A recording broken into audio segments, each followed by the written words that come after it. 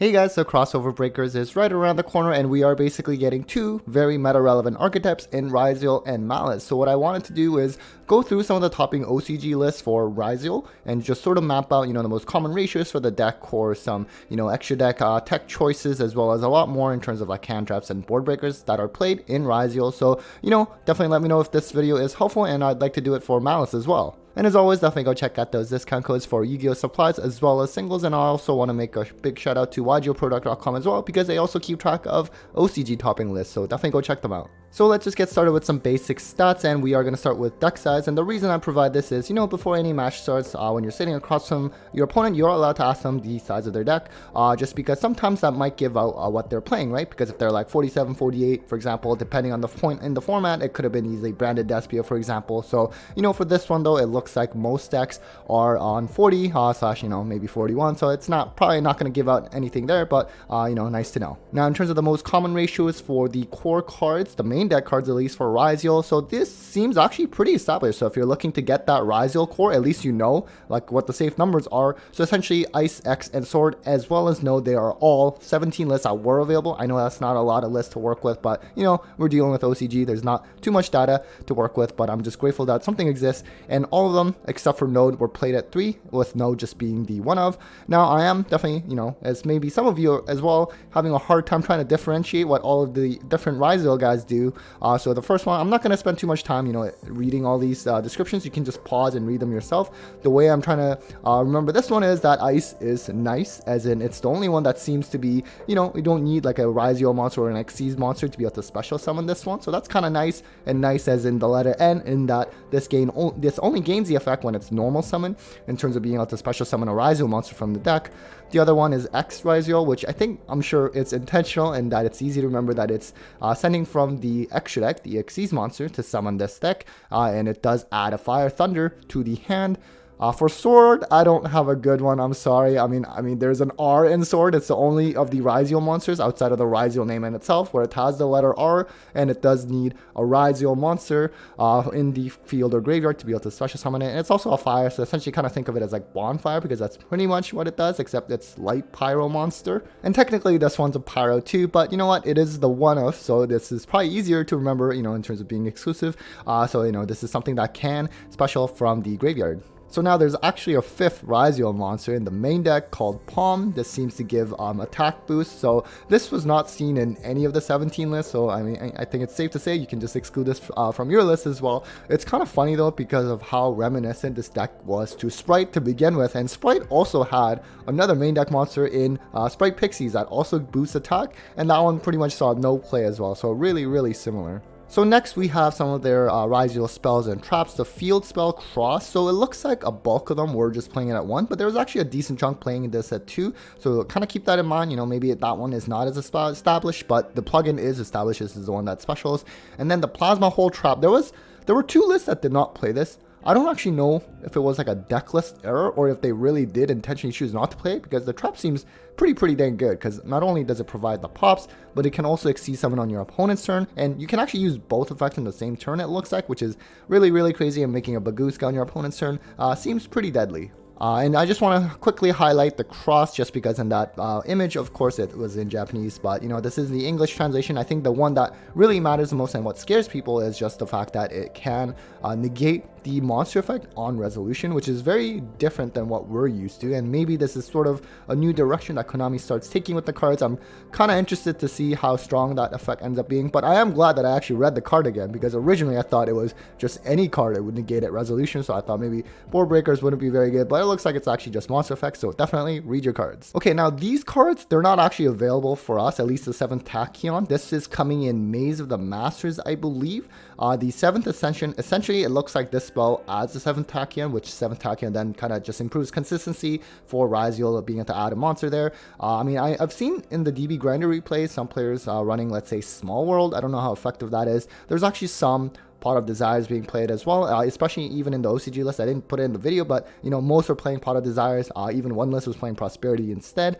But it looks like for Ascension, this one is not established at all. 1 or 2 were played in 4 of the 17 lists, and then some lists even played at 3. And then the Tachyon, though, it looks like for the most part they are playing at 3. There was one list that did not play 7 Tachyon at all, and again, I don't know if that's more of a deck list error. And then finally, we have some other remaining Ryzeal monsters in the extra deck, and Detonator and Duo Drive. They seem to be both played at 2, and that also seems very established in all of the lists playing it that way. So, if you're out there trying to buy like a quote-unquote Ryzeal core, and they're including 3 of these, each of these, and that probably adds to the price, at least in the pre-order prices, so keep an eye out for that. I don't think there's any need to buy 3 of for each of them. Then I also want to highlight some of the most common extra deck monsters outside of the Ryzeal ones that were played in all 17 lists, and starting with Exiton Knight. So this one's actually a pretty old card. It's essentially kind of like the original Zeus, I guess, being able to just destroy all the other cards on the field. You also have Aggregator, which is not a rank 4, but this is the one that you're sending off of, for example, X.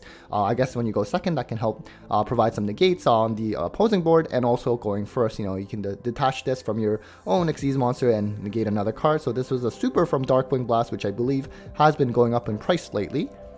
And then you have some really very generic common ones, Bagooska, which is kind of like the Floodgate, and again, you can kind of make this actually on your opponent's turn with the Ryzeal Trap.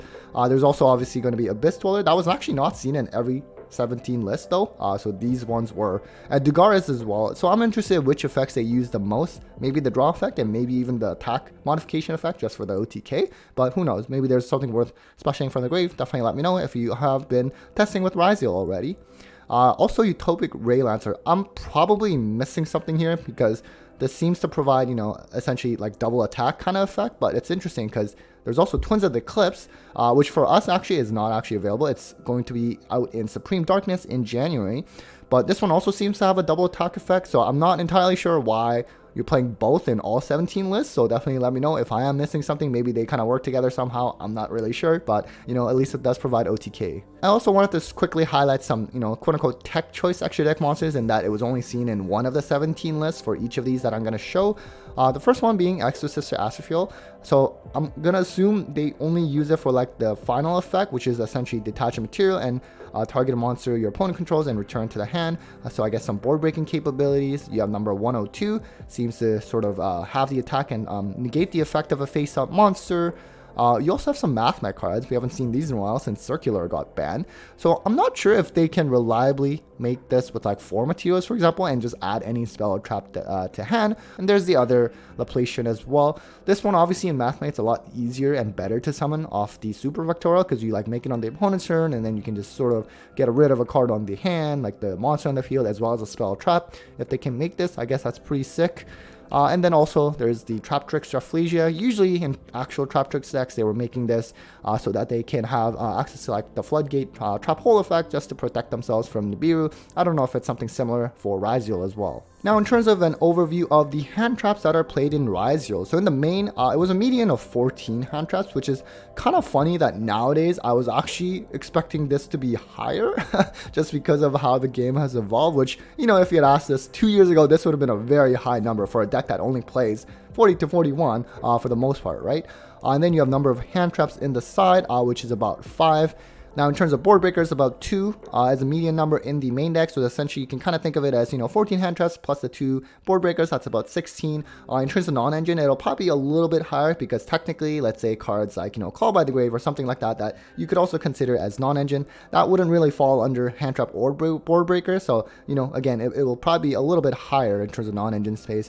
And then in the side, about 3. So now before we cover the most played hand traps and staples in Ryzeal list, I think it is important to quickly paint a picture of the OCG format. And now, don't get me wrong, I don't know OCG format at all. This was the latest metagame report, I believe, from the Road of the King, and it looks like Ryzeal is dominating over a quarter of the pie chart rather. And then you also have Malice doing really well. So who knows, maybe for us as well in the TCG, post crossover breakers, maybe these 2 decks really do end up being the most represented deck as well. They also have Blue Eyes doing really well. For us, it's, I believe, pushed back to February 14th in terms of the structure deck release, so we'll have to wait a little bit, and it looks like Mermail's doing pretty well there, so keep that in mind as we look through the most played hand traps, although some of them are not relevant for us, right? For example, Maxi, thankfully for us, it is banned, but to them, they are playing it all in all of the lists that are available, at least in the OCG and Fuwalos as well. I think, from my understanding, they usually have like a pretty good rarity distribution, so the cards are a lot more affordable than here. So looks like cost won't be a barrier for them in terms of Fuwalos, where it is for us heavily right now, right?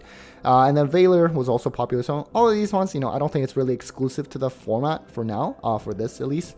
Although you have like Ghost Ogre, which I believe will actually be pretty popular against Ryzeal, from my understanding. And same thing with Nibiru. I think from some of the combo lines I've been watching, it's sort of like you can play around one, like let's say play around the Ogre, but then you play into like Nib and vice versa. A lot of times your decks are going to be like that. Lancia though, this one will probably be popular for us as well moving into the next format, because against Malice it seems to be very, very strong against them, and we haven't seen this see at least wide meta play for quite some time for us here.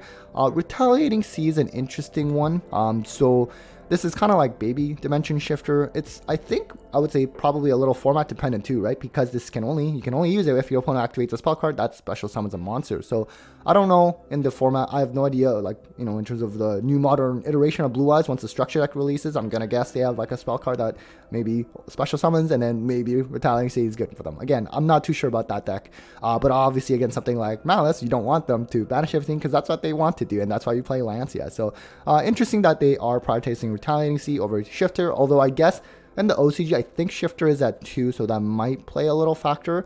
And then also you do have Droll as well, which seems to be actually good against Ryzeal, right? So in terms of the most common side deck staples, looks like Callby and Crossout were seen in all of this. I don't know if this is really, the Crossout at least, exclusive to the format. I just feel like in OCG, this card seems to be a lot more popular than it is in the TCG. You also have D-Bear, which unfortunately, is still around. It's going to be very strong against Ryzeal, Calling Exceeds. Hopefully it's banned for us though in the next list that comes out. Talon still going strong. There's a lot of hand traps, right? And then finally there's Summon Limit, but thankfully for us this is banned. Obviously there's still a lot more floodgates out there that probably should be addressed, and the problem with the floodgates nowadays is that it's not really exclusive to stun decks anymore. All these meta tier 1 decks, they just go for a setup their board and then they flip the floodgate afterwards. It just becomes very, very strong. Anyways, guys, hopefully that was helpful in helping you prepare for Ryzeal as we enter crossover breakers format. Let me know if this video was helpful or interesting at the very least, and I will gladly make it for Malice as well. So big thanks to all of you for watching. Huge thanks to my patrons and sponsors as always for the continued support, and well, take care, guys.